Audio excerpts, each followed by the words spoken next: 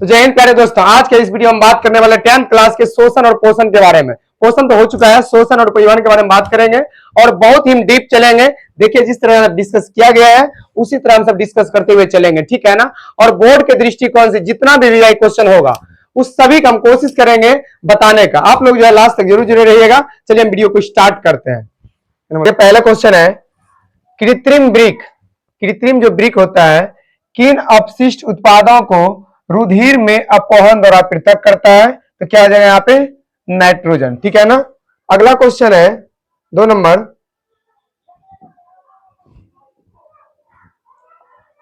कि मनुष्य में ब्रिक एक तंत्र का भाग है जो संबंधित है, तो किससे हो जाएगा?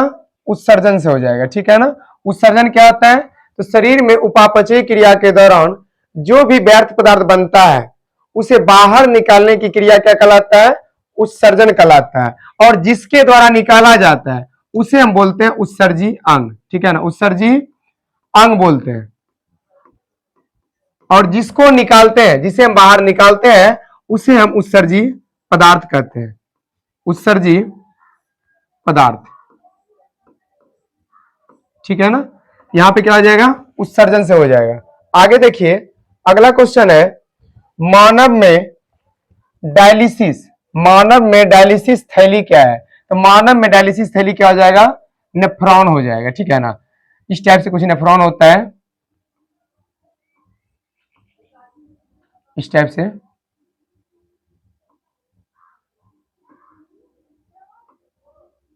ठीक है ना। ये आपका क्या हो गया? नेफ्रॉन हो गया। ये हो गया कौन सा? ये हो गया आपका अभिवाही धमनिका, ठीक है ना, अभिवाही धमनिका,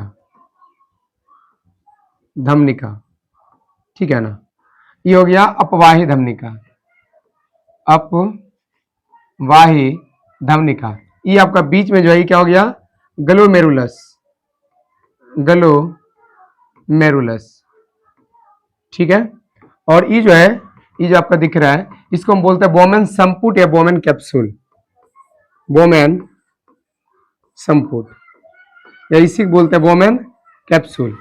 उसके बाद देखिए ये है हैनल का चाप, ये जो आपको दिख रहा है हैनल का चाप है, हैनल का चाप, ठीक है ना। हैनल का अवरोही चाप और हैनल का क्या हो जाएगा? अधिरोही चाप। इधर हो जाएगा ये कुंडलित नालिका हो जाएगा, कुंडलित नालिका। और ये हो जाएगा दूरस्थ कुंडलित नालिका, यहाँ आपका संग्राहक नालिका हो जाएगा, ठीक है ना। यहाँ पूछ रहा है मानव में डायलिसिस थैली क्या हो जाएगा? नेफ्रॉन।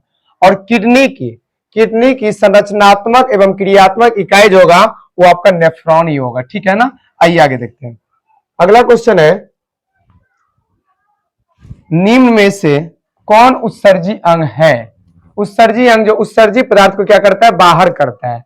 यहां देखिए किडनी उत्सर्जी अंग हो जाएगा और बाकी यही हो जाएगा, इधर तो नहीं होगा।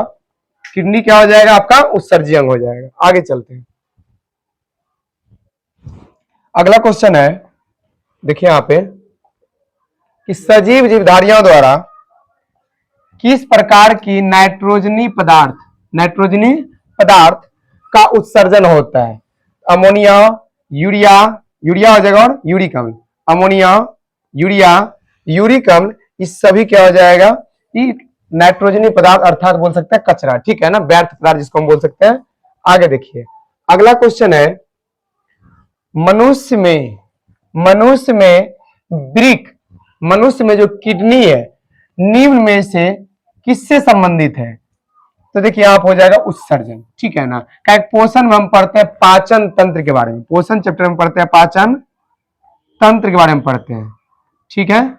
और शोषण में जब पढ़ते हैं तो शोषण तंत्र मतलब फेफड़ास के बारे में, और परिवहन में हम हृदय के बारे में पढ़ते हैं, ठीक है ना। आगे चलते हैं। अगला क्वेश्चन है, देखिए यहाँ पे निम्न में से कौन ब्रिक की रचनात्मक एवं क्रियात्मक इकाई है? तो क्या हो जाएगा यहाँ पे? आपका रचनात्मक और क्रियात्मक इकाई पूछ रहा, नेफ्रॉन हो जाएगा, ठीक है ना। क्या हो जाएगा? नेफ्रॉन। जिस तरह सजीव की शरीर का जो है सजीव जो होता है उसका संरचनात्मक एवं क्रियात्मक इकाई क्या हो जाता है? कोशिका। और उसी प्रकार वृक्क की रचनात्मक एवं क्रियात्मक इकाई क्या हो जाएगा? नेफ्रॉन हो जाएगा। ठीक है ना? आगे चलते हैं। अगला क्वेश्चन है, प्रोटोजोआ उत्सर्जी पदार्थ का निष्कासन कैसे करता है? तो विसरण विधि द्वारा। किसके द्वारा? विसरण विधि द्वारा निष्कासन करता है। अगला क्वेश्चन आपका है, मानव गुर्दे, यहां पे होगा गुर्दे, मानव गुर्दे का आकार कैसा होता है? ध्यान रखिएगा, सैम के बीज का आकार का होता है। कैसा होता है? सैम के बीज का आकार का होता है। अगला क्वेश्चन है, क्वेश्चन नंबर 10, कि निम्न में से कौन हेट्रोक्राइन ग्रंथि है? तो हेट्रोक्राइन ग्रंथि आपका हो जाएगा ब्रिसन। क्या हो जाएगा? निम्न में से कौन हेट्रोक्राइन ग्रंथि है? ब्रिसन। यहीं से क्या निकलता है आपका? ब्रिसन से निकलता है शुक्राणु। और यहां क्या बनता है? Testosterone hormone.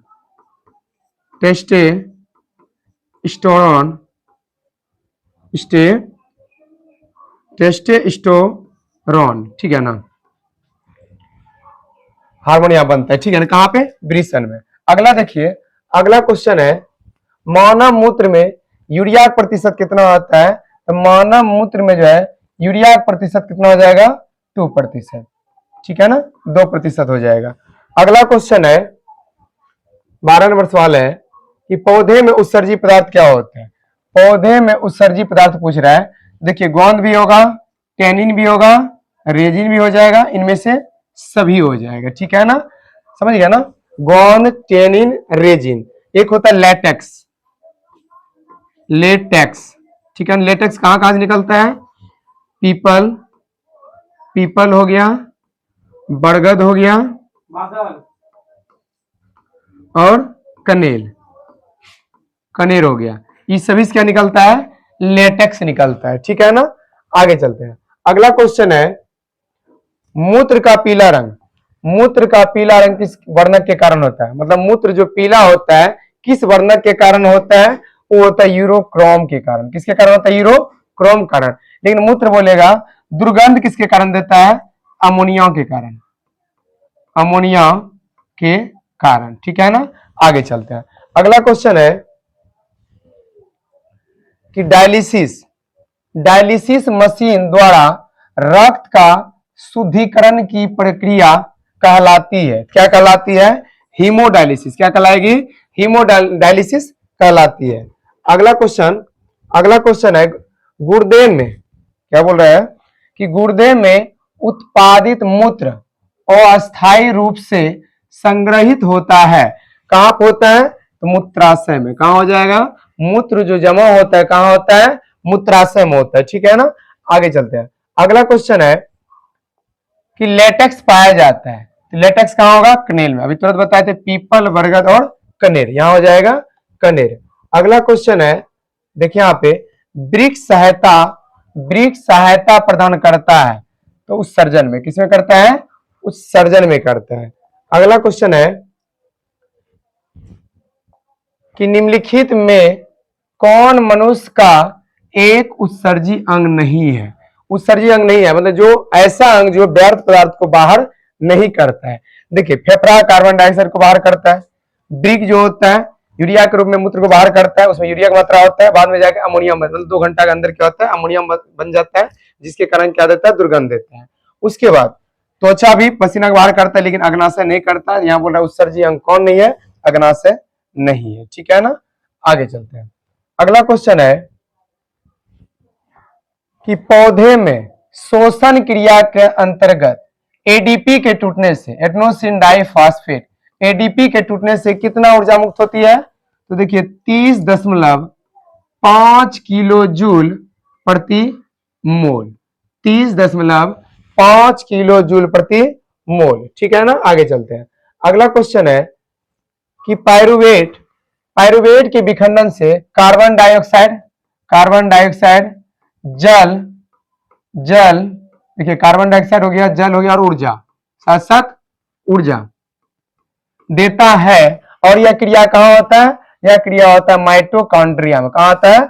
माइटोकॉन्ड्रिया में। और कोशिका का पावर हाउस माइटोकॉन्ड्रिया कहते हैं। इसमें क्या पाया था, दोहरी झिल्ली पाया था, इसे हम क्या कहते हैं, क्रिस्टी। माइटोकॉन्ड्रिया के आंतरिक संरचना क्या कहलाती है, क्रिस्टी कहलाती है, ठीक है ना। आगे चलते हैं, अगला क्वेश्चन है, इथाइल अल्कोहल किस प्रकार के शोषण में बनता है, तो क्या हो जाएगा, अवायवीय शोषण, ठीक है ना। जो पायरुवेट होता है, पायरुवेट, ठीक है ना, ये जब टूटता है, टूटने के 3 कंडीशन होता है, ठीक है ना। एक होता है आपका ऑक्सीजन की उपस्थिति, ऑक्सीजन की उपस्थिति, उपस्थिति, और एक ऐसा कंडीशन होता है जहां पे ऑक्सीजन होता ही नहीं है, ठीक है ना। और एक कंडीशन आएगा जहां ऑक्सीजन तो होगा लेकिन अपर्याप्त मात्रा में, अपर्याप्त मात्रा में, ठीक है ना। देखिए 3 कंडीशन, एक ऐसा है जहां ऑक्सीजन मिल रहा है पर्याप्त रूप में, एक ऐसा कंडीशन है जहां ऑक्सीजन होता ही नहीं है, और एक कंडीशन में ऑक्सीजन तो मिल रहा है लेकिन अपर्याप्त उपस्थिति। जैसे हम दौड़ लगा रहे होते हैं, जब फील्ड में हम मैदान में दौड़ते हैं, एक्सरसाइज करते हैं, वहां जल्दी हम थक जाते हैं, वहां ऑक्सीजन को उतना पूर्ति नहीं हो पाता है, ठीक है ना। जिसके कारण क्या बनता है हमारे शरीर में, शरीर के मांसपेशी में जो बनता है लैक्टिक अम्ल बनता है, लैक्टिक अम्ल बनता है।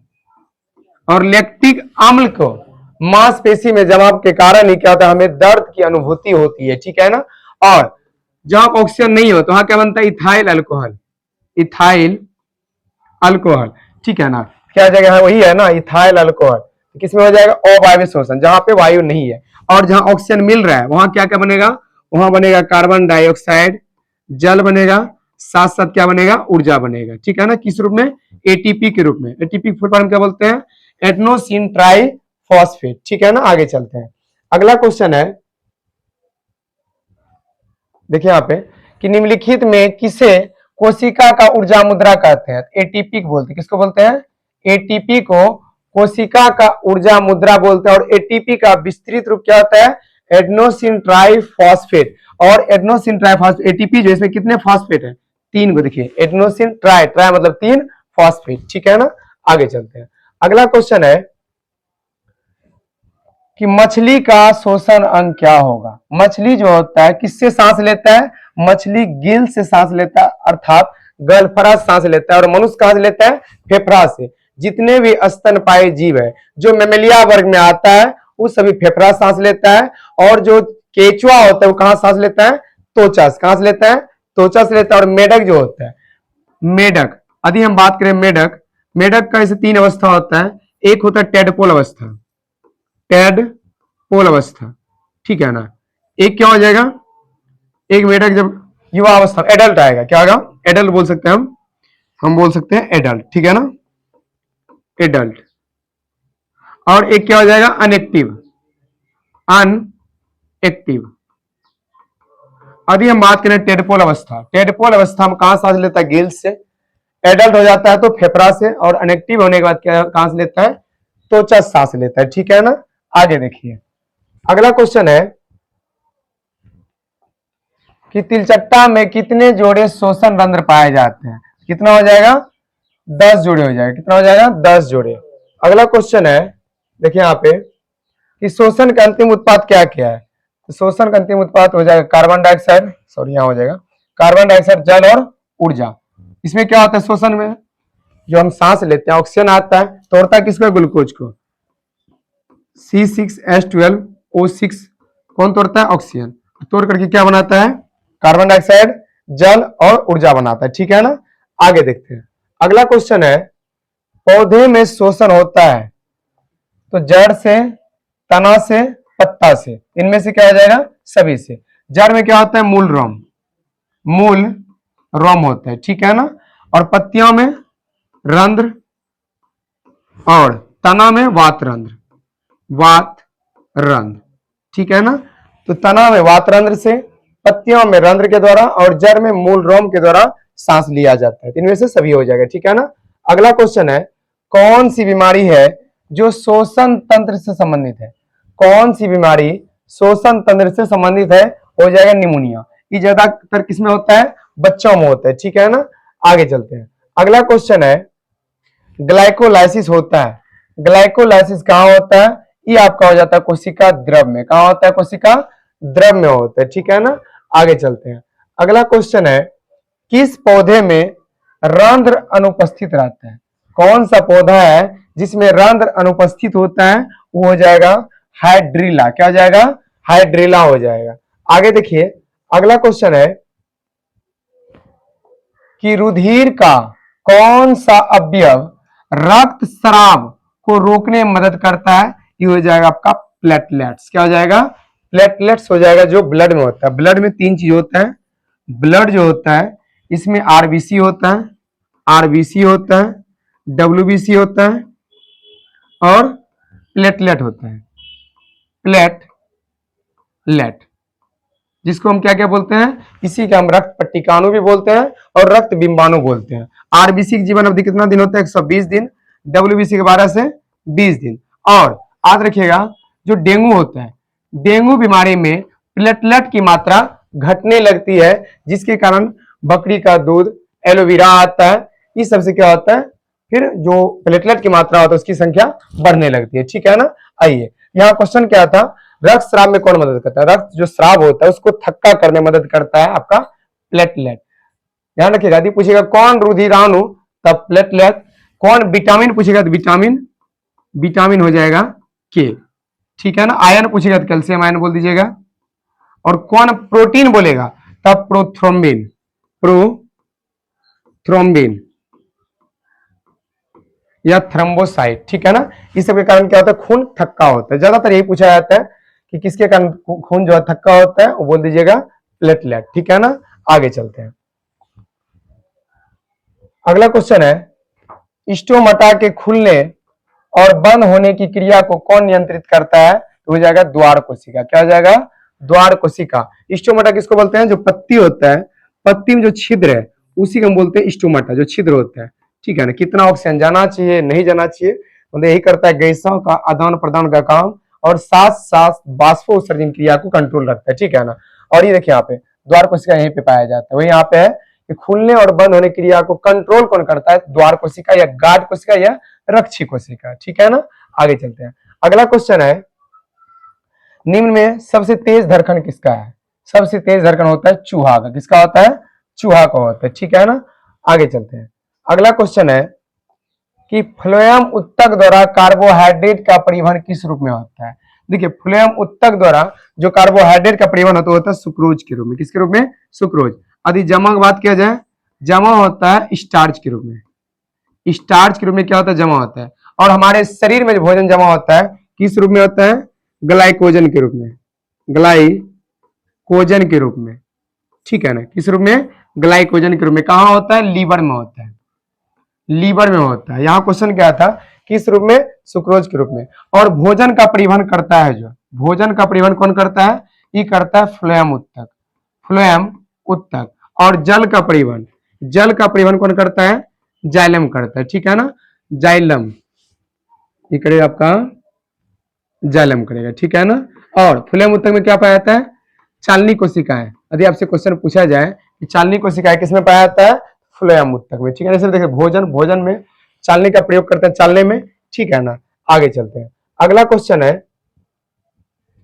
वो ये देखिए आ गया, चालनी नलिका पाई जाती है किसमें? फ्लोएम उत्तक में, ठीक है ना। आइए आगे देखते हैं। अगला क्वेश्चन है, आरबीसी का जीवन अवधि कितना दिन होता है? आरबीसी की जीवन अवधि 120 दिन। यदि पूछेगा डब्ल्यूबीसी का, ये हो जाएगा 12 से 20 दिन, ठीक है ना। आगे चलते हैं।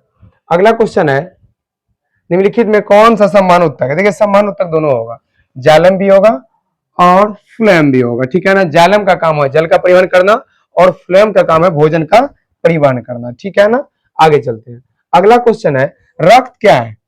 रक्त क्या है? तो रक्त एक उत्तक है। क्या है?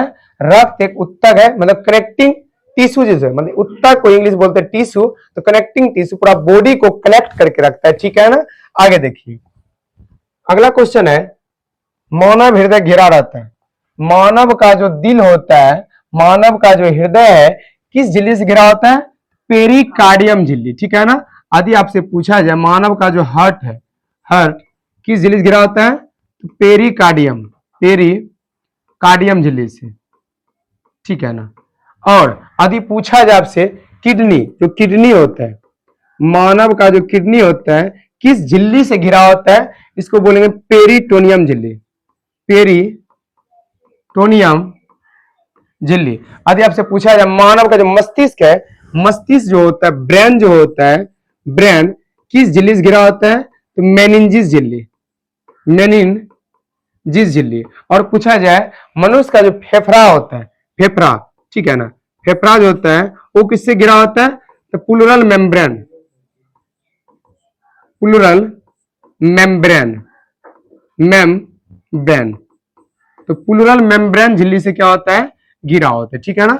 हार्ट होता है पेरिकार्डियम झिल्ली से, किडनी जो होता है पेरिटोनियम झिल्ली से, ब्रेन जो होता है मेनिंजिस झिल्ली से, और फेफड़ा जो होता है प्लूरल मेम्ब्रेन झिल्ली से घिरा होता है, ठीक है ना। आगे देखते हैं। अगला क्वेश्चन है कि मानव में श्वेत रक्त कोशिका मतलब डब्ल्यूबीसी की जीवन अवधि कितना दिन होता है, तो डब्ल्यूबीसी की जीवन अवधि 12 से 20 दिन होता है, और आरबीसी की जीवन अवधि कितना होता है, 120 दिन होता है, ठीक है ना।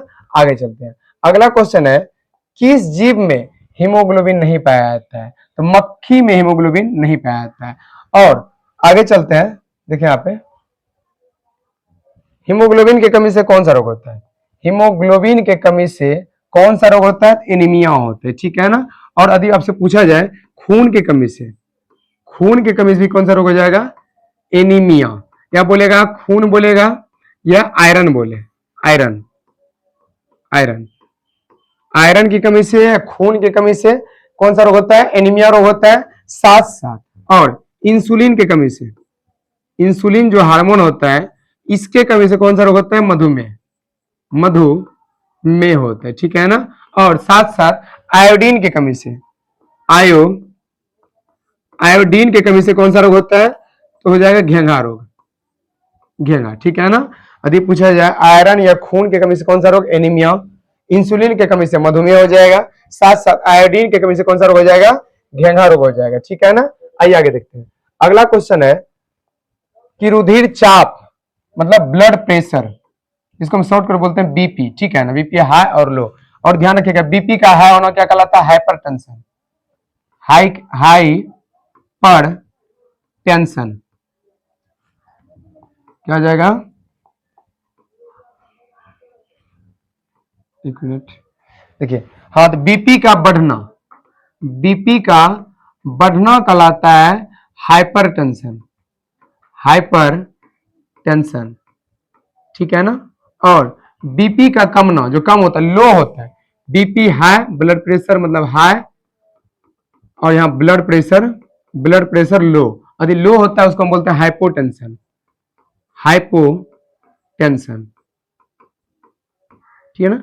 तो बीपी का बढ़ना हाइपरटेंशन और बीपी का लो होना हाइपोटेंशन कहलाता है। लेकिन यह क्वेश्चन क्या था, कंट्रोल कौन करता है, ये करता है एड्रिनल द्वारा होता है, ठीक है ना। ब्रेक के ऊपर जो अधिक ब्रेक होता है वहां से एक हार्मोन रिलीज होता है जिसको हम बोलते हैं एड्रिनलिन हार्मोन, उसके द्वारा क्या होता है, इसका कंट्रोल होता है, इमरजेंसी के समय काम आता है, ठीक है ना। आगे चलते हैं। अगला क्वेश्चन है कि गार्ड कोशिका की कौन सी भित्ति मोटी होता है, तो हो जाएगा भीतरी, कौन सा, भीतरी। आगे चलते हैं। अगला क्वेश्चन है ऑक्सीजन का वाहक कौन है, ऑक्सीजन का वाहक कौन है, हो जाएगा आरबीसी, क्या हो जाएगा, आरबीसी। लेकिन यदि ऑप्शन में आरबीसी ना रहे तो मारेंगे हीमोग्लोबिन, क्या आरबीसी के अंदर क्या होता है, हीमोग्लोबिन, जिसके कारण ब्लड जो होता है क्या होता है, लाल होता है, ठीक है ना, आरबीसी हो जाएगा। आगे चलते हैं। अगला क्वेश्चन है कि पौधों में गैसों का आदान प्रदान किसके द्वारा होता है, पौधों में गैसों का आदान प्रदान किसके द्वारा होता है, तो पौधे में जो गैसों का आदान प्रदान होता है वो होता है रंध्र के द्वारा, ठीक है ना। आगे चलते हैं। अगला क्वेश्चन है मानव हृदय में कितने कोष्ठ होते हैं, मानव का जो हृदय होता है, मानव का जो हार्ट होता है, तो मानव में हो जाएगा, मानव के हृदय में 4 कोष्ठक, कितना हो जाएगा, 4 कोष्ठक। यदि पूछा जाए आपसे मछली में, मछली में पूछा जाए कितना कोष्ठक होता है, मछली में 2 होता है, मछली 2, ठीक है ना। और सांप, सांप और मेढक, सांप और मेढक जो होता है इसमें कितना चैम्बर होता है या कितना कोष्ठक होता है, वो हो जाएगा 3। यदि आपसे पूछा जाए केचुआ, केचुआ, केचुआ में कितना कोष्ठक होता है, कितना कितना हो जाएगा, 8 हो जाएगा, ठीक है ना। यहाँ पूछ रहा था मानव हृदय में हो जाएगा 4, दयालिन, बयालिन, दयानिलय और बयानिलय, ठीक है ना। आगे चलते हैं। और लास्ट क्वेश्चन देखिए यहाँ पे कि इनमें से किसकी उपस्थिति के कारण रक्त का रंग जो होता है लाल होता है, हीमोग्लोबिन होता है। ठीक है ना, तो उम्मीद आप लोगों को समझ में आ गया होगा। बाकी तो हम नेक्स्ट वीडियो लेकर आएंगे, कल फिर हम ऑब्जेक्टिव लेकर आएंगे। ठीक है ना, आप लोग बने रहिए और चैनल पर यदि नए हैं तो सब्सक्राइब जरूर कर लीजिए। बाकी मिलते हैं नेक्स्ट वीडियो के साथ। जय हिंद।